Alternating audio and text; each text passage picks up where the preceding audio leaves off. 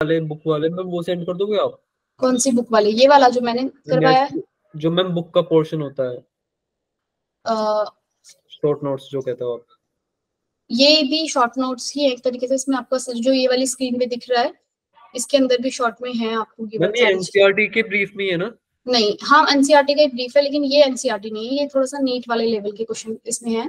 पर तो ठीक है, इसके अंदर एनसीईआरटी भी है और नोट्स भी है स्टार्टिंग में मैम हल्के अगर हल्के इनके से। ही पढ़ पढ़ के चल रहे हैं तो फिर मैम निकल जाएगा सीयूटी।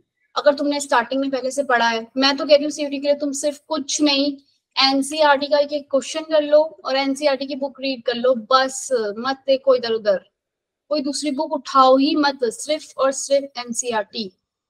ना हो एनसीईआरटी की बैक एक्सरसाइज के क्वेश्चन लगाओ, करो इनको, चैप्टर रीड कर लो।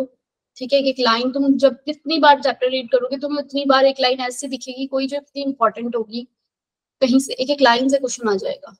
समझ रहे हो इस बात को? Yes ma'am. सिर्फ और सिर्फ कितने मार्क्स लाने होते हैं? फुल आउट ऑफ फुल लाने होते हैं भाई। तो आप ये कुछ कुछ आपके ओर्स के एग्जांपल है, इनको याद रखो। देखो ग्लैंस पीछे से आगे, ग्लैंस मतलब कि सल्फाइड्स के ओर्स जितने भी होंगे देखना ग्लैंस से। जिंक ब्लैंड है आपका, याद है तुम लोगों को ये ओर्स की name? Zinc bland, zinc, copper pyrite है, ये किसके हैं? सल्फाइड्स के ओर्स जो है आपके, कॉपर Fe। भाई अब ये सारे याद करना तो हमारे लिए पॉसिबल नहीं है। आपको एग्जाम में कुछ ऐसा आ जाए जो तुम्हें नहीं पता, कुछ कुछ याद रख लो जो कह सकती हूँ, और बाकी के तुम देख लेना, जितने याद रहे उतने कर लो। ये वाले याद कर लो जो ये बुक के अंदर ये वाले दिए है ना, आपकी बुक के अंदर वाले जो है ना उनको याद रख लो। क्रायोलाइट में आप एक क्वेश्चन आता है एग्जाम में कि आपका जो हेलाइड्स आयन है वो 4 ऑप्शन दे देंगे कि किस ओर में हेलाइड आयन जो होता है वो प्रेजेंट होता है। तो आपको एग्जाम क्रायोलाइट लिखना है। क्रायोलाइट का फॉर्म ये नहीं लिख के देंगे भाई, फॉर्मूला लिख के दे देंगे तो आपको पता ही चल गया भाई इसमें है हेलाइड आयन प्रेजेंट, है ना?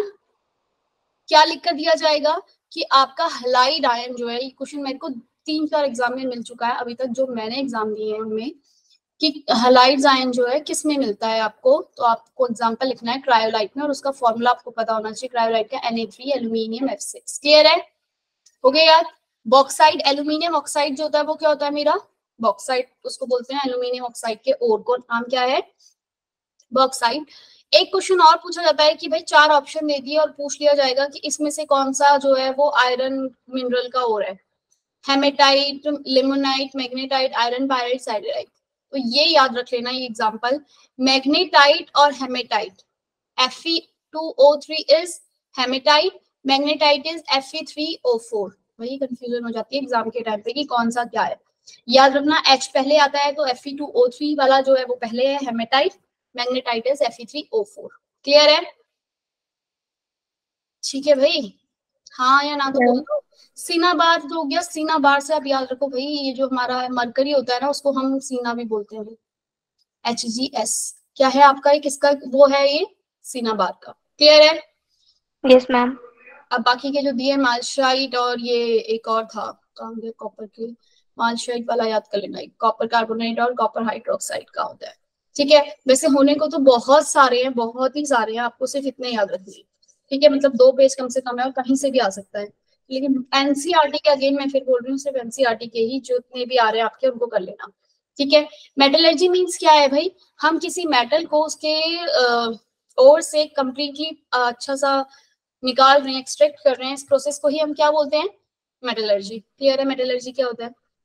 आपके और किस ओर से मेटल को निकालना। इसके अंदर कुछ टर्म्स है मेटलर्जी के अंदर, कभी कभी टर्म्स से डायरेक्ट क्वेश्चन आ जाता है, आ सकता है भाई। और क्या होता है पता है? मिनरल्स क्या होता है पता है? Minerals naturally occurring solid substance having metal in combined state, जिसके अंदर मेटल आपका पड़ा हुआ है उतनी कंबाइंड स्टेट में। ठीक है ना, वो क्या है आपका? मिनरल्स। क्लियर है ये बात? मिनरल क्या है? और क्या है? A mineral is an ore which one or more metal can be extract easily. और क्या है जिससे मैं, मिनरल क्या है? मेरे पास आयरन का कोई पड़ा हुआ है, आयरन के काफी सारे एक पत्थर है इसमें मेरा आयरन पड़ा हुआ है।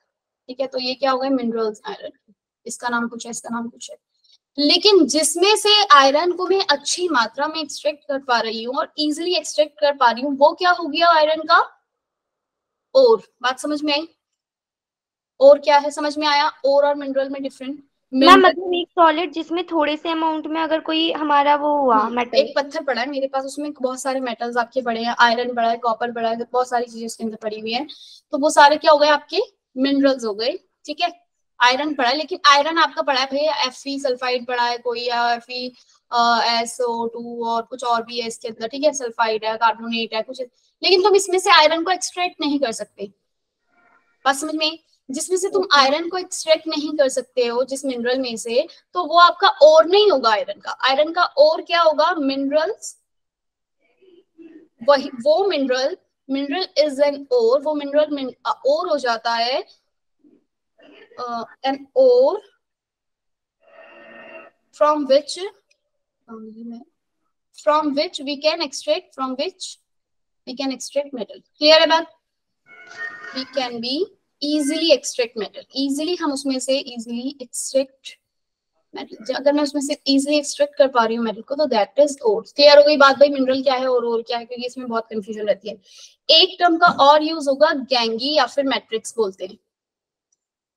ये टर्म्स आपको याद रखनी है, कभी कभी डायरेक्ट क्वेश्चन आ जाता है और हमें डेफिनेशन नहीं पता होती है, 4 डेफिनेशन दी होगी, कौन सी वाली डेफिनेशन करेक्ट है वो देखनी होती है।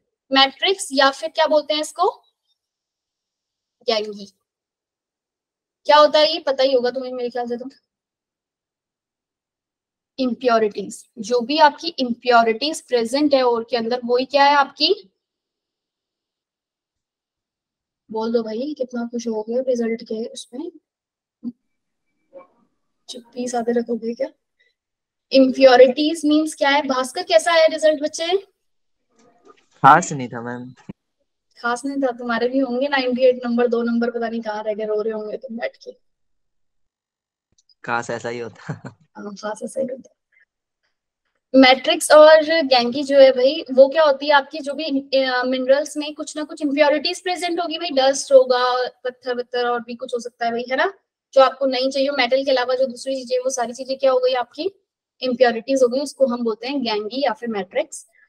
और एक टर्म यूज होती है फ्लक्स। भाई ये फ्लक्स इतना इंपॉर्टेंट है, इसकी डेफिनेशन बिल्कुल अच्छे से रट के चले जाना। वो एग्जाम में जो 4 डेफिनेशन देगा उसमें से एक इधर उधर कर देगा, और ये वो वही फ्लक्स की जो एग्जैक्ट डेफिनेशन है वो आपको पता होनी चाहिए। ये क्या करता है flux? It convert basic it is a substance used to decrease the melting point of an ore substance used to react with impurity to form slag। ये क्या करता है? इम्प्योरिटी जो होती है ना, जो भी इम्प्योरिटीज जो होती है, समझ रहे हो? इम्प्योरिटीज में आप फ्लक्स मतलब कोई एक ऐसा सब्सटेंस जिसे आप इम्प्योरिटीज के लिए रिएक्ट मतलब डालते हो अपने मिनरल के अंदर, तो वो इम्प्योरिटीज के साथ रिएक्ट करके क्या बना देता है? स्लैग। इस प्रोसेस को बोलते हैं स्लैगिंग प्रोसेस। क्या बोलते हैं इसे? Slagging process. अरे तुम तो ऐसे बैठे हो, तुमने ये चैप्टर पढ़ा है पहले? नहीं पढ़ा है? बता दो बस मुझे। नहीं मैम। अच्छा मैम ये स्लैग क्या होता है मुझे ये नहीं पता। क्या स्लैग क्या होता है? Yes ma'am. तुमने ये चैप्टर नहीं पढ़ा अभी 12th में? मेटलर्जी कटा हुआ था। अच्छा, रिलेटेड। तभी शांति से सुन रहे हो। मैं सोची तुम जवाब क्यों नहीं दे रहे हो, और मैं तो सीधा क्वेश्चन करवाने के लिए लेके बैठी थी बुक पे। वो वाली जो स्लाइड पीडीएफ है उसमें सारे क्वेश्चंस ही हैं, तो तुम्हें तो सारा पहले थ्योरी पढ़ा दूं मैं इसका। स्लैग जो होता है बच्चे, एक लो फ्यूजिबल सब्सटेंस है, जो कि क्या करता है? नीचे जाके बैठ जाता है, आपका सेपरेट हो जाता है। हम जब आपने देखा है क्या, जब हम किससे एक्सट्रैक्ट करते हैं अपने मेटल को? लास्ट में। देखो आगे बहुत सारे प्रोसेस हैं, लास्ट में हमारे पास जो भी बचता है, हम इलेक्ट्रोलाइसिस पढ़ा है ना हमने। बोलो भाई, जैसे यहाँ पे एल्यूमिनियम तो ये डिपॉजिट हो जाता है, जैसे एल्यूमिनियम हाइड्रोक्साइड, एल्यूमिनियम ऑक्साइड है, तो ये एल्यूमिनियम जो है आपका डिपॉजिट हो रहा होगा लास्ट में। यहाँ पे जो ये डिपॉजिट हो रहा है भाई, ये कैथोड पे एक चीज हो रही होगी, एक रिएक्शन हो रही होगी आपकी एनोड पे, और यहीं पे कहीं एनोड के पास एनोड मड, ये मतलब कुछ इस तरीके से जो नीचे जमा हो जाता है, जो रिएक्ट नहीं किया किसी से भी, कीचड़ कह लो, या एक तरीके से कीचड़ की फॉर्म में जमा हो गया वहां पे, वही क्या होता है आपका? स्लैग। क्लियर है भाई? Slag is the low fusible substance produced by the reaction of, भाई स्लैग की डेफिनेशन भी यही दी है क्या, कि जो सब्सटेंस प्रोड्यूस हुआ फ्लक्स की रिएक्शन किसके साथ? इम्प्योरिटीज के साथ होने से जो आपका एक फ्यूजिबल सब्सटेंस जो है फॉर्म हो रहा है, वो क्या है? स्लैग। स्लैग समझ में आ गया? स्लैग मींस क्या, कि मतलब इम्प्योरिटीज थी, अब इम्प्योरिटीज जो है वो डायरेक्टली नीचे नहीं बैठ रही थी, नीचे बैठ के अलग सेपरेट नहीं हो रही थी, तो हमने क्या किया? उसमें फ्लक्स ऐड किया। फ्लक्स ने क्या किया? उसके साथ रिएक्शन करी, जिसकी वजह से स्लैग मतलब एक कंपाउंड बना, जो कि जिसको हम स्लैग बोलते हैं, वो नीचे बैठ आसानी से बैठ गया और सेपरेट हो गया मेरे उससे। अब फ्लक्स आपके दो टाइप के हैं, एसिडिक फ्लक्स और बेसिक। एसिडिक फ्लक्स जो है वो क्या है भाई आपका, ये ज्यादा ध्यान मत रखो भाई। एसिडिक फ्लक्स जो होता है वो क्या करेगा, बेस वाली इंप्योरिटीज को बिठाएगा। बोलो भाई, सिलिकॉन ऑक्साइड जो है आपका क्या है, एसिडिक फ्लक्स है, जो कि FeO इंप्योरिटीज होती है। FeO किसके अंदर इंप्योरिटीज होती है? FeO कॉपर के मेटल के अंदर। इंप्योरिटी इन कॉपर, कॉपर का जो मिनरल होता है ना, उसके अंदर अगर आयरन ऑक्साइड प्रेजेंट होता है तो एज इंप्योरिटीज ही है, तो मुझे सिर्फ कॉपर सेपरेट करना है। तो एसिडिक फ्लक्स क्या करता है, acidic flux mean silicon oxide example है। तो आयरन ऑक्साइड क्या है, एक बेसिक इंप्योरिटीज है। ये क्या करेगा, एसिड फ्लक्स के साथ रिएक्ट करेगा और क्या बना लेगा आपका Fe सिलिकॉन O3। बात समझ में, क्या बन गया, एक कंपाउंड बन गया, दोनों आपस में रिएक्ट करें। तो ये जो बन गया इसे क्या बोलते हैं हम, स्लैग। और इस पूरे प्रोसेस को जो मैंने किया, फ्लक्स के साथ इंप्योरिटी को ऐड कराया, दैट इज स्लैगिंग। क्या प्रोसेस है ये, स्लैगिंग। ऐसी बेसिक फ्लक्स जो होता है, बेसिक फ्लक्स मतलब कि क्या, आपका एक कैल्शियम ऑक्साइड जो है ये बेसिक फ्लक्स है। सिलिकॉन ऑक्साइड जो है मैम फ्लक्सिंग में फिर से एक्सप्लेन कर सकते हो आप? फ्लक्सिंग में स्लैगिंग नहीं, फ्लक्स पूरा को फ्लक्स अभी तक ये नेक्स्ट बेसिक में देखो। बेसिक फ्लक्स क्या है, एक एग्जांपल है कैल्शियम ऑक्साइड का। सिलिकॉन ऑक्साइड जो होती है ना, वो इम्प्योरिटी होती है किसके अंदर, इम्प्योरिटी इन आयरन के मिनरल के अंदर। आयरन के मिनरल्स के अंदर सिलिकॉन ऑक्साइड प्रेजेंट होता है, जो कि अब इम्प्योरिटीज है, ठीक है। तो मैंने क्या किया, उसको बेसिक फ्लक्स के साथ रिएक्ट कराया। फ्लक्स मींस क्या बच्चे, ऐसा सब्सटेंस जो कि क्या करता है, कन्वर्ट कर देता है इम्प्योरिटीज को किसमें, स्लैग में। बात समझ में, इम्प्योरिटीज जो भी प्रेजेंट है आपकी सब्सटेंस उसके अंदर, मिनरल के अंदर, उसको कन्वर्ट कर देगा किसमें, स्लैग में। वो होता है फ्लक्स, ठीक है। और फ्लक्स को हम क्या बोलते हैं, इसका जो डेफिनेशन है, substance used to decrease the melting point of an ore, substance used to react. ये क्या करता है, मेल्टिंग पॉइंट ओर का डिक्रीज कर देगा और क्या करता है, इम्प्योरिटीज के साथ रिएक्ट करता है। ये डेफिनेशन याद कर रखो भाई, फ्लक्स की इम्प्योरिटी के साथ रिएक्ट करेगा। ये इम्प्योरिटी है आपकी आयरन की, ये बेसिक फ्लक्स है, इसने रिएक्ट किया और क्या बना दिया, स्लैग। क्लियर है भाई, स्लैग। इस पूरे प्रोसेस को बोलते हैं स्लैगिंग। फ्लक्स ने रिएक्ट किया किसके साथ, इम्प्योरिटीज के साथ, और बना दिया स्लैग। स्लैग क्या है, स्लैग क्या है भाई, वही स्लैग की भी डेफिनेशन वही है कि फ्लक्स के साथ इम्प्योरिटी जो रिएक्ट करती है और क्या बन जाता है, क्या होता है भाई, जो लो फ्यूजिबल सब्सटेंस। क्या बोलते हैं स्लैग को, लो फ्यूजिबल सब्सटेंस। लो फ्यूजिबल सब्सटेंस। ये क्या होता है, नीचे जाके बैठ जाता है आराम से, ठीक है, जिससे कि सेपरेट हो जाएगा आपका उससे। बाकी अलॉय क्या होता है पता है भाई, it is a homogeneous mixture. Metallurgy क्या है ये भी बता दिया। स्लैगिंग क्या होता है ये भी बता दिया। फ्लक्स इंप्योरिटीज के साथ कंबाइन होता है, स्लैग बनता है, हमारा ओर से अलग हो जाता है। इस प्रोसेस को क्या बोलते हैं, स्लैगिंग। क्लियर है। एक्सट्रैक्शन ऑफ मेटल के जो जनरल मेथड है, general method extraction of metal के, general method extraction of metal. भाई जो बताते जा रही है इस क्लास को ध्यान से सुन लेना, और ये जो पॉइंट बताए जा रहे हैं क्लास में, सिर्फ इन्हीं नोट्स को निकालना और पढ़ लेना एक बार, क्वेश्चन कहीं इन्हीं में से आ जाएगा। एक टर्म है पल्वराइजेशन। पल्वराइजेशन क्या मतलब हुआ, इसका तोड़ देना। सबसे पहले तो आप क्या करोगे, अपने सब कैसे सेपरेट करोगे भाई मेथड को, अपने मिनरल्स में ओर में से अपना जो मेटल निकालोगे, सबसे पहले तो उसको तोड़ दोगे, ब्रेक डाउन करना। पल्वराइजेशन मींस क्या बच्चे, ब्रेक डाउन करना है स्मॉल पीसेस में, ठीक है ना। क्रश कर दिया उस सबको छोटे छोटे स्मॉल पीसेस में तोड़ना मिनरल को, यही क्या है आपका पाउडर फॉर्म में लेके आ जाना, पल्वराइजेशन, ठीक है। सेकंड आप क्या कर सकते हो, मैग्नेटिक सेपरेशन। सेकंड आप क्या कर सकते हो भाई, मैग्नेटिक सेपरेशन। क्या हम क्या करते हैं, आपके पास अगर एनसीईआरटी होगी तो देखा होगा, एक इस तरीके का ग्राफ है, तो मतलब एक डायग्राम बना हुआ है कि आपने क्या किया, ये मैग्नेटिक की वो लगी हुई है, यहाँ पे आपने अपने ओर्स को भेजा और ये मूव कर रहे हैं, व्हील जो है ओर को जब भेजा है यहाँ से, तो जो मैग्नेटिक वाले पार्ट होगा, जो मैग्नेटिक पार्ट होगा वो यहाँ से चिपक के यही नीचे गिरेगा, और जो ओर होगा वो थोड़ा सा पीछे गिरेगा। बात समझ में आई, जिसमें आयरन नहीं होगा। ये सेपरेट करने के काम आता है क्या, आयरन की इंप्योरिटीज को सेपरेट करने के लिए। जैसे मैंने कॉपर का एग्जांपल बताया। कॉपर में आपका क्या हुआ है, कॉपर के अंदर आपका आयरन ऑक्साइड जो है क्या है, आयरन पड़ा हुआ है, जो कि क्या आयरन, अगर कोई भी आयरन के सब्सटेंस अगर पड़े हुए हैं जिसमें जो मैग्नेटिक प्रॉपर्टी शो करते हैं, तो आयरन जो मैग्नेटिक प्रॉपर्टी शो करते हैं वो उससे चिपके रहेंगे और यहाँ जाके छूटेंगे। बात समझ में आई? और जो और है जो मैग्नेटिक से नहीं चिपका वो तो इधर आ जाएगा, सेपरेट हो जाएगा। क्लियर हुआ भाई? मैग्नेटिक सेपरेशन क्या है? एग्जाम में क्वेश्चन किस तरीके से आएगा कि पायरोलोसाइट, अगर तुम लोगों को पता है भाई पायरोलोसाइट होता क्या है, कोई बताएगा पायरोलोसाइट किसका वो है? MnO2 को बोलते हैं, ये आपने उसमें पढ़ा यस होगा। मैम, पढ़ा था ये हाँ, लैब में। ये याद रखना, पायरोलोसाइट जो होता है और क्रोमाइट होता है, क्रोमाइट, ये सारे के सारे कैसी प्रॉपर्टी शो करते हैं? मैग्नेटिक प्रॉपर्टी शो करते हैं। और जितने भी आपके मैग्नेटिक वाले आयरन के जितने भी और हो गए, आयरन के लिमोनाइट, मैग्नेटाइट, हेमेटाइट, इसके नाम अगर आ गए एग्जाम में कि भाई हम इसको किस मेथड से आप जो है सेपरेट कर सकते हो, इसमें से इम्प्योरिटीज, अगर किसी में इम्प्योरिटीज है निकालनी है कैसे निकाल सकते हो, तो आप बताओगे मैग्नेटिक सेपरेशन से। बात समझ में आई? किसी के अंदर आयरन मैग्नेटिक वाली प्रॉपर्टीज जो है वो, इसको अलग कर दूंगी ना मैं। क्रोमाइट जो है, क्रोमाइट क्या होता है भाई? क्रोमाइट आयरन से चिपक, ये मैग्नेटिक प्रॉपर्टी शो करता है, क्रोमाइट और MnO2 पढ़ा है ना डी ब्लॉक में।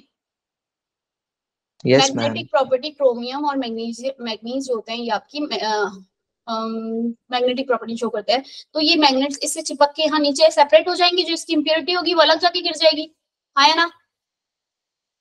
ठीक है, तो मैग्नेटिक सेपरेशन। ऐसे ही अगला एक मेथड है हाइड्रोलिक वॉश। क्या बोलते हैं भाई इसको? Hydraulic washing. हाइड्रोलिक वॉशिंग में क्या हो रहा है? ग्रेविटी सेपरेशन मेथड भी बोलते हैं इसे, याद रखना, ग्रेविटी सेपरेशन मेथड। इसमें क्या होगा भाई, एक बहुत तेज, तुमने अपने घर में देखा कभी एसी की सर्विस वगैरह कहीं हो करी हो, या फिर कोई बहुत प्रेशर में अगर पानी को मारो तो क्या होगा, Yes, जो हल्का, जो पार्टिकल जिसकी ग्रेविटी, मतलब जो हल्के पार्टिकल होंगे वो अलग हो जाएंगे, बह जाएंगे पानी के साथ, है ना? Yes ma'am. तो यही है आपका हाइड्रोलिक वॉश, कि आपका जितने भी जो हैवी लाइट पार्टिकल होगा वो पानी के साथ साफ हो जाए, और जो आपका हैवी मेटल है जो आपको चाहिए वो आपके इसमें रह जाए।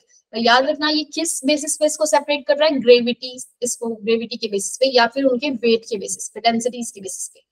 क्लियर है? Next most most most important method आपका इन सारे में, जनरल मेथड के अंदर, फ्रोथ फ्लोटेशन मेथड। कुछ हो ना हो इससे जरूर क्वेश्चन आपको मिल जाएगा। फ्रोथ फ्लोटेशन मेथड के अंदर हम क्या करते हैं? झाग बनाते हैं, फ्रोथ, जैसे कि पता ही चल रहा है नाम से। ठीक है भाई, आपने क्या किया, एक स्टिरर लगाया इसके अंदर और कुछ डाला, जो चीज डाली है उनके नाम याद रखने। फ्रोथ फ्लोटेशन मेथड में डल क्या क्या रहा है आपका? जेंथेट एक नाम डलता है भाई, जेंथेट, इथाइल जेंथेट, इथाइल जेंथेट जो है वो किसकी तरह काम करता है? कलेक्टर बोलते हैं। क्या करता है ये? इसको वेट करेगा, जो भी आपका मिनरल है ना इसके अंदर, उसे वेटिंग प्रॉपर्टी देता है आपका इथाइल जेंथेट। ये सल्फाइड के ओर के लिए काम करता है। फ्रोथ फ्लोटेशन हमेशा किसके लिए काम करेगा? जहां पे भी आपका क्या और होगा? सल्फाइड ओर को, अगर याद रखना, दो चार नाम लिख दिए जाएंगे, जिंक ब्लेंड, लेड सल्फाइड, एक कार्बोनेट का कोई ले लो, कैल्शियम कार्बोनेट वाला ले लो, और एक मरकरी सल्फाइड ले लो, सिनाबार। उनके नाम जरूरी नहीं है ये लिख कर दे, वो कुछ अलग दे देंगे। इनमें से कौन सा जो है फ्रोथ फ्लोटेशन मेथड नहीं करेगा? तो जितने भी सल्फाइड वाले हैं वो करेंगे, और कैल्शियम कार्बोनेट नहीं है तो वो नहीं होगा फ्रोथ फ्लोटेशन मेथड से। फ्रोथ फ्लोटेशन मेथड में क्या हुआ, मैंने स्टर किया, इसमें स्टर में मैं यहाँ पे डाल क्या क्या रही हूँ? एक तो मैं पाइन ऑयल डाल रही हूँ, ठीक है, जो इसको क्या चेंज कर रहा है अपने एक एजेंट के उसमें, और पानी डाल रही हूँ, और एक क्या डाल रही हूँ? क्रिसॉल या फिर और एनिलीन ऐड कर रही हूँ। ये क्या कर रहा है? फ्रोथ को स्टेबलाइज करेगा, स्टेबलाइज फ्रोथ। मैंने गोल गोल इसे बहुत तेजी से घुमाया, देखा भी हमारे उसके अंदर भी क्या होता है, जब हम सर्फ करते हैं, डिजोल्व ऐसे से हिलाते हैं तो उसके ऊपर झाग आ जाता है, स्टेबलाइज फ्रोथ। और थोड़ी देर बाद वो जो फ्रोथ जो झाग बनी होती है ऊपर, वो निकल जाती है, हट जाती है ना? Yes ma'am. वो हट जाती है, जो फ्रोथ जमी ऊपर से आई होती है तो वो मतलब हट जाती है। तो इसलिए क्रिसॉल और एनिलीन क्या काम करेंगे? उस फ्रोथ को बनाए रखने में काम रखेंगे। मतलब वो पानी हो जाता है ना, थोड़ी देर बाद वो हट जाता है फ्रोथ, तो उसको बनाए रखने का काम करेंगे। इथाइल जेंथेट आपका कलेक्टर की तरह काम कर रहा है, ये बात याद रखनी है। ये करेगा क्या? आपके इसके ऊपर ना झाग जो बन रहा है, ऐसे ऐसे ये झाग बन रहा है, यहाँ पर जो भी इम्प्योरिटीज है वो आ जाएंगी। बोलो भाई, जो भी आपकी इम्प्योरिटीज हैं वो आपकी झाग के ऊपर आ जाएगी बाद में।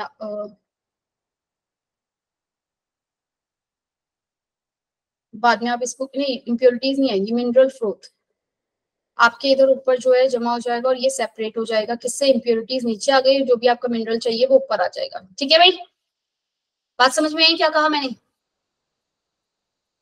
ठीक है, इसके अंदर एक यूज होता है डिप्रेसेंट। डिप्रेसेंट क्या काम करता है, जब आपका एक से ज्यादा और हो जाते हैं, इसके नाम याद रखना, ethyl xanthate as a collector क्या काम कर रहा है, वेटिंग का काम कर रहा है, मतलब इसको गीला करने का काम कर रहा है। इनके नाम याद रखना। एक चीज याद रखनी है इसके अंदर, ये सल्फाइड ओर के लिए काम करता है। दूसरा आपका कलेक्टर का नाम याद रखना चाहिए, इथाइल xanthate। एनिलीन क्या काम कर रहा है, स्टेबलाइज करने का काम कर रहा है फ्लोथ को।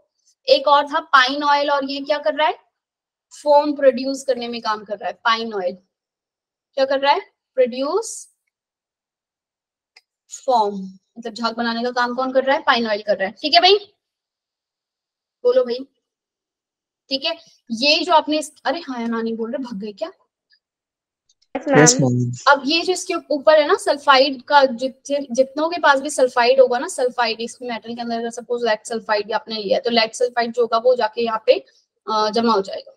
बात समझ में आई? यहाँ इस झाग के अंदर आ जाएगा, कैच वो कर लेगा उसको, जो फ्लोथ है अपने पास। ठीक है, डिप्रेशन क्या काम कर रहा है, जब आपके, याद रखना एक क्वेश्चन आ जाता है, जिंक सल्फाइड और लेड सल्फाइड में जो डिप्रेसेंट है वो कौन है और क्या काम करता है।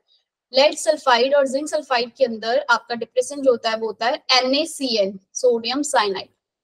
लेड सल्फाइड के अंदर होता है आपका डिप्रेसेंट जो है वो क्या होता है, NaCN। ये क्या काम करता है, ये जिंक सल्फाइड को ये क्या करेगा,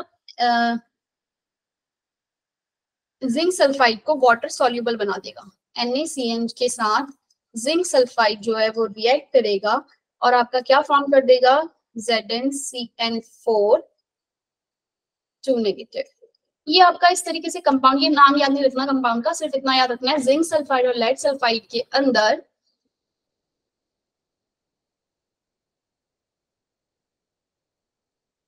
नहीं, अभी नहीं भाई, इलेक्ट्रोमेटलर्जिकल और शायद वो मैं करवाऊंगी नहीं, जिसकी इंपॉर्टेंट पार्ट है वो मैं बता रही हूँ क्या क्या है। एक तो फ्लोटेशन वाला जो बताया, एक हाइड्रोलिक वॉश और मैग्नेटिक वाला जो बताया वो, और फ्लोटेशन के अंदर मैंने बताया कि सिर्फ और सिर्फ सल्फाइड के लिए काम करता है। देख लो बहुत बार बोल दिया, यानी कि इंपॉर्टेंट है। और NaCN जो है इसके अंदर डिप्रेसेंट की तरह काम कर रहा है। NaCN क्या करेगा, आपका जिंक सल्फाइड को सॉल्युबल कर देगा, बचा क्या, लेड सल्फाइड निकलकर ऊपर झाग में आ जाएगा और सेपरेट हो जाएगा। बात समझ में आई? बोलो भाई, सल्फाइड ओर को सेपरेट करने के काम आता है। जिंक सल्फाइड के साथ रिएक्ट करेगा, जिंक सल्फाइड NaCN के साथ रिएक्ट करके वाटर सॉल्युबल सब्सटेंस बना लेगा, फिर बचा लेड सल्फाइड जो कि बाहर हो जाएगा आपका किससे, सॉरी। नेक्स्ट प्रोसेस है लीचिंग। लीचिंग क्या होता है, लीचिंग के अंदर आपका क्या होता है, जो भी आपका मेटल का जो ओर है आप उसको दूसरे के साथ एसिड या बेस के साथ रिएक्ट करवाते हो। सपोज इसमें सिर्फ एक ही एग्जांपल है, बॉक्साइड, मतलब एल्यूमिनियम बॉक्साइड, एल्यूमिनियम ऑक्साइड के ओर की बात करिए। आपको चाहिए तो एल्यूमिनियम 2O3 ही, लेकिन ये क्या है, इम्प्योर है। अब आप इस इम्प्योर एल्यूमिनियम ऑक्साइड को क्या करोगे, ये रिएक्शन ध्यान रखना, डायरेक्ट कर जाती है रिएक्शन, पूछी जाएगी इसमें से कोई भी पूछ लिया जाएगा बीच में क्या आएगा करके। एल्यूमिनियम 2O3 2H2O रिएक्ट करेगा किसी भी बेस के साथ, आप रिएक्ट करवाते हो अल्कली के साथ, क्या फॉर्म होगा, देखो दोबारा से एल्यूमिनियम ऑक्साइड ही बनाना है लेकिन प्योर फॉर्म में। NaOH के साथ रिएक्ट करेगा और ये क्या बना देगा, क्या बोलते हैं भाई इसको, किसी को नाम पता है इसका, मेटा, क्या नाम होता है भाई इसका, सोडियम एल्यूमिनियम मेटा ऑक्साइड, बोलो भाई, सोडियम मेटा एल्यूमिनेट। पढ़ा है ये पहले भी कहीं, मेटा नाम, अरे भाई पढ़ते हैं ना हम इसको, जब हम कहते हैं कि एल्यूमिनियम एक किसकी तरह काम करता है, एसिड और बेस दोनों के साथ रिएक्ट कर जाता है, तो ये बना आपका। ठीक है, आपके पास 3H2O बना, ये याद रखना है, मेटा एल्यूमिनेट बन रहा है। मेटा एल्यूमिनेट क्या करेगा, ये फर्दर रिएक्ट करेगा,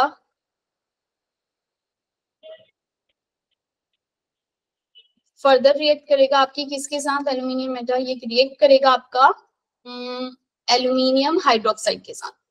ठीक है, एल्यूमिनियम हाइड्रोक्साइड के साथ इसको रिएक्ट कराते हैं, सीडेड वाला लेते हैं, टेम्परेचर इसका कुछ है 1200 डिग्री सेल्सियस, ये सब याद ही रखना।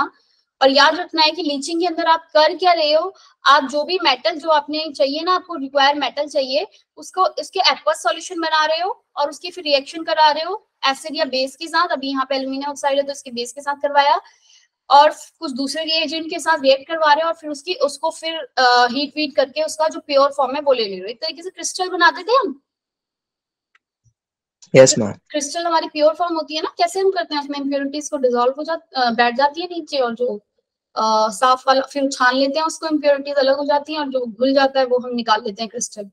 तो इसी तरीके से ये है, लेकिन यहाँ पर आप दूसरे कंपाउंड का यूज कर रहे हो या फिर एसिड ले लो, कोई दूसरा बेस ले लो, इसके अंदर बेस का यूज करना है, NaOH का हम यूज करते हैं, तो आपके पास क्या फॉर्म हो जाता है, एल्यूमिनियम हाइड्रोक्साइड बन जाता है। और फिर इस एल्यूमिनियम हाइड्रोक्साइड को आप हीट करोगे, जिसकी वजह से क्या होगा, ये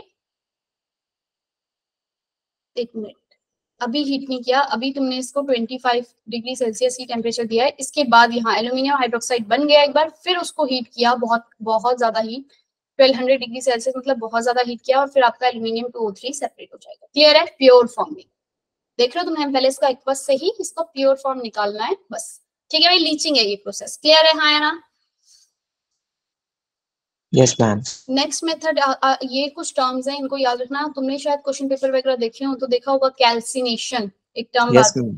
कैल्सिनेशन मींस क्या है भाई, जो भी मेटल का हाइड्रोक्साइड है, हाइड्रोक्साइड, ऑक्साइड या फिर कार्बोनेट है, इन सब में इस सब को कन्वर्ट करना है किसमें, उसके ऑक्साइड में।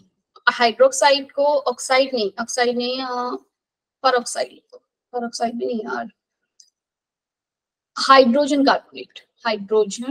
कार्बोनेट। क्लियर है, कार्बोनेट, हाइड्रोजन कार्बोनेट के जो भी मेटल का आपका हाइड्रोजन कार्बोनेट है या मेटल का कार्बोनेट है कोई, या फिर आपके मेटल का कोई हाइड्रोक्साइड वाली फॉर्म में है, तो उसको कन्वर्ट करना किसके अंदर, ऑक्साइड में, मेटल ऑक्साइड में आप इन सबको कन्वर्ट कर रहे हो। यहाँ से वाटर और कार्बन डाइऑक्साइड निकला, यहाँ से कार्बन डाइऑक्साइड निकला, यहाँ से वाटर निकला। बात समझ में आई? इस प्रोसेस को क्या बोलते हैं, कैल्सिनेशन। याद रखना, कन्वर्जन ऑफ हाइड्रेट ऑक्साइड या कार्बोनेट या hydrogen carbonate into its oxide. Clear है, by heating in the absence of oxygen या फिर प्रेजेंस ऑफ ऑक्सीजन, दोनों में से कुछ भी हो सकता है।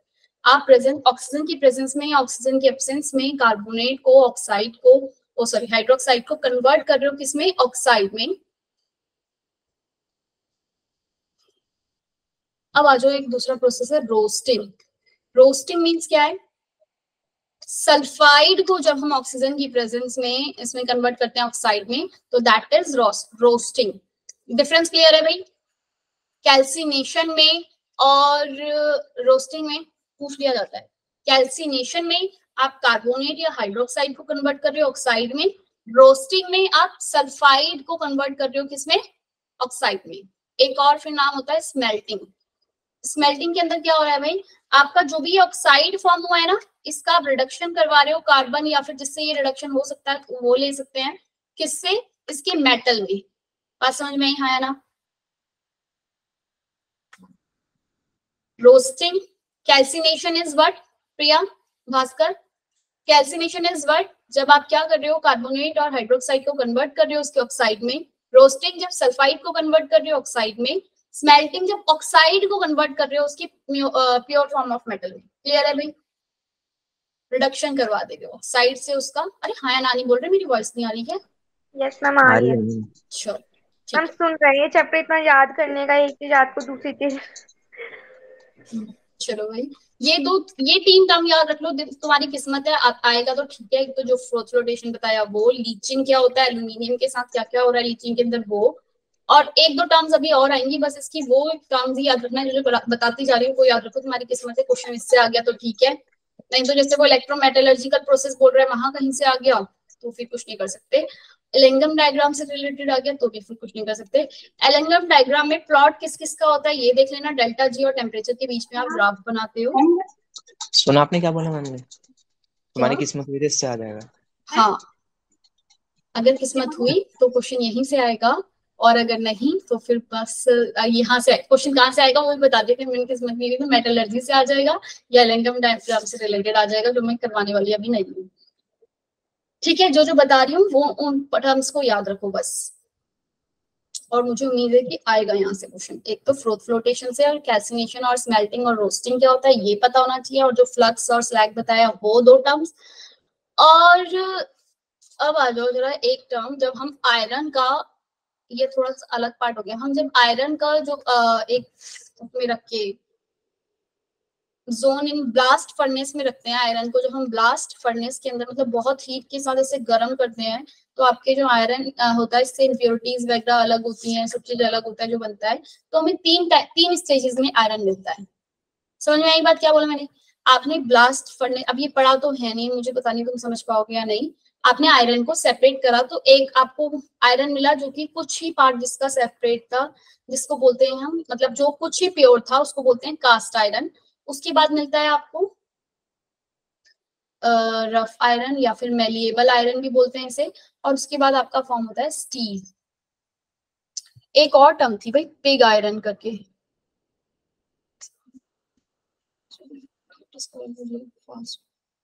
कास्ट आयरन के साथ एक और टर्म है यहाँ पे पिग आयरन, मुझे एग्जैक्टली याद नहीं। इन सब में कार्बन की क्वांटिटी कितनी, कौन सा कितना प्योर है, इसका ऑर्डर पूछ लिया जाता है। पिग आयरन जो है वो सबसे ज्यादा इम्प्योर फॉर्म है, फिर कास्ट है, फिर रफ है। क्लियर है? हाँ है ना? Yes ma'am. रफ आयरन में रफ आयरन में जो कार्बन की वो होती है परसेंटेज, वो 0.5% होता है। कार्बन होना मतलब उस इम्प्योर फॉर्म होना, थोड़ा सा इम्प्योरिटीज प्रेजेंट होना, ठीक है। और पिग आयरन में मतलब सबसे ज्यादा आयरन प्रेजेंट होता है, इसमें आपका 3% होता है, और रफ आयरन में 0.5। पिग आयरन कार्बन की परसेंटेज ज्यादा होती है, बस प्योरिटी का ऑर्डर याद रखो। तो ये पेन बहुत मोटा हो रहा है, समझ में आ गया? रफ आयरन सबसे ज्यादा प्योर फॉर्म, उससे भी ज्यादा प्योर फॉर्म बनानी है तो भाई स्टील हम बनाते हैं ना, स्टील वाली फॉर्म, इसमें सबसे ज्यादा कम आयरन होता है और प्योर होता है ये। क्लियर है भाई? प्योर फॉर्म जो होती है आयरन स्टील, फिर रफ आयरन, फिर देन स्टील भी हमारा कुछ हम उसमें ऐड करते हैं ना भाई, अलॉय होता है एक तरीके का स्टील, लेकिन इसमें कार्बन की परसेंटेज कम होती है, उससे ज्यादा होती है रफ में, कितनी 0.5% तक। और फिर होता है आपका कास्ट आयरन, और सबसे कम मतलब सबसे ज्यादा इम्प्योरिटीज प्रेजेंट होती है किसके अंदर? पिग आयरन के अंदर। बात समझ में? ब्लास्ट फर्नेस आपका यहाँ पे एक ब्लास्ट फर्नेस है, आपने हीट वीट किया कार्बन को, तो पहले जो आयरन निकला उसमें इम्प्योरिटीज थी थोड़ा, तो आपने उसको क्या नाम दिया? Pig iron. फिर आपने उसको और हीट किया, थोड़ा सा और रिडक्शन वगैरह किया कार्बन डाइऑक्साइड या किसी के साथ, फिर आपको जो आयरन प्रोड्यूस हुआ वो हुआ कास्ट आयरन। ठीक है, इस तरीके से क्लियर होगी बात भाई? प्योरिटी का ऑर्डर याद रहे तो ठीक, ना रहे तो भूल जाओ। बस अब इसके अंदर 2 लाइनें और बता रही हूँ जो कि इम्पोर्टेंट है। लीचिंग के बारे में हमने पढ़ लिया क्या होता है,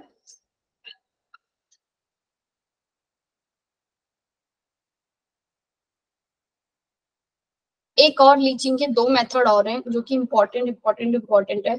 रट लो इन रिएक्शन को। जिंक जो है ना, जिंक, आपको जिंक को क्या करना है, जिंक को सेपरेट करना है, ठीक है। जिंक को आप क्या करोगे, कैसे रिएक्शन कराओगे? AuCN2 नेगेटिव के साथ आप रिएक्शन करवाते हो, और आपको ये जिंक का क्या हो जाएगा? रिडक्शन हो जाएगा। अरे सुन रहे हो, लिख रहे हो, लिख लो इस रिएक्शन को और याद रख लो, ये रिएक्शन जरूर आ जाती है। जिंक का आपका क्या हो जाता है? रिडक्शन हो जाता है, Zn0 से Zn2 प्लस में कन्वर्ट हो गया आपका, और Au आपका ये बाहर आ गया। क्या हुआ है यहाँ पे जिंक का साथ? जिंक का पहले तो आपने करवा दिया रिडक्शन, किसकी प्रेजेंस में? AuCN2 की प्रेजेंस में। ये याद रखना कि ये किसकी प्रेजेंस में करवाया है, ये पूछा जाता है, ये X क्या है, X बनाकर दे देंगे, इसको पूछ लिया जाएगा कि क्या है। तो AuCN2 की प्रेजेंस में जिंक के साथ आप रिएक्ट कराते हो तो ZnCN4 रिडक्शन हो जाता है और Au बाहर हो जाता है। उसके बाद अगले स्टेप में आप इसको वापस से ले लेते हो और जिंक अलग कर देते हैं। ठीक है भाई?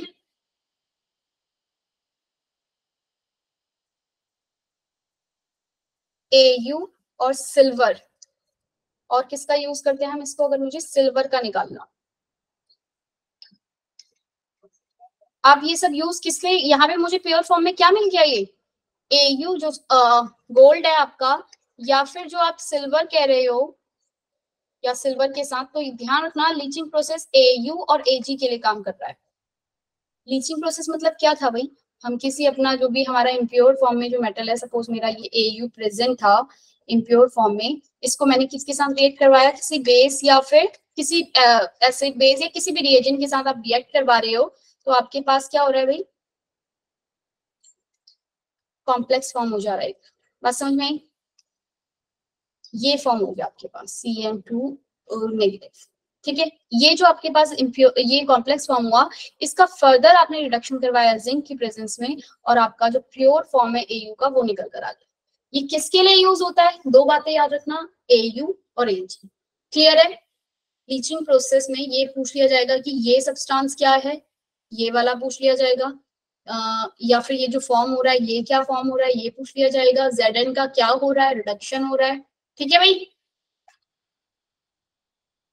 ओ ओ ओ ओ ओ ओ ओ एक गलती हो गई, Zn का रिडक्शन हो रहा है क्या, Zn 0 से Zn2 प्लस बन गया, यहाँ पे क्या हो रहा है Zn का, ऑक्सीडेशन ऑक्सीडेशन हो रहा है। और Zn काम किसकी तरह कर रहा है, रिड्यूसिंग एजेंट की तरह। क्लियर है भाई, किसकी तरह काम कर रहा है ये, रिड्यूसिंग एजेंट की मैं भी तरह। बार बार बोल रही हूँ, Zn से Zn2 प्लस हो गया और रिडक्शन हो गया, रिडक्शन हो गया, मतलब मुझे ये कहना था कि रिड्यूसिंग एजेंट की तरह काम कर रहा है। क्या हो रहा है इसका खुद का, ठीक है, Zn से Zn2 प्लस बन गया, और क्या हो जाएगा ये इसका, ये किसकी तरह काम कर रहा है आपका, रिड्यूसिंग एजेंट की तरह। भाई मैं भी देख रही हूँ, तभी मेरा पढ़ाने का भी दिल नहीं कर रहा भाई, कि तुम लोगों को समझ तो ये आ नहीं रहा होगा, ऊपर से नया चैप्टर है पूरा का पूरा, जितना समझाया उतना समझ में आ गया है, हाँ या ना, स्क्रीन कम है, बोलो भाई जितना समझाया उतना समझ में आया नहीं आया, सिर्फ 4-5 पॉइंट बस इनको याद रखना है। और एक दो टर्म्स और यूज होती हैं, वेन आर्कल मेथड और एक वेन आर्कल और जिरकोनियम वाला, ठीक है भाई। दो आपके और मेथड हैं, कौन से, वेन आर्कल और मॉन्ड प्रोसेस। वो किसके लिए यूज होते हैं अपनी रिएक्शन में बुक में देख लेना, नहीं तो जहां तक अभी तक पढ़ाया है सिर्फ उनको याद रखो, ठीक है। क्लास को मैं एंड कर देती हूँ यहीं पे, पढ़ाने का कोई फायदा नहीं है, नहीं समझ में आ रहा है तो क्या करें।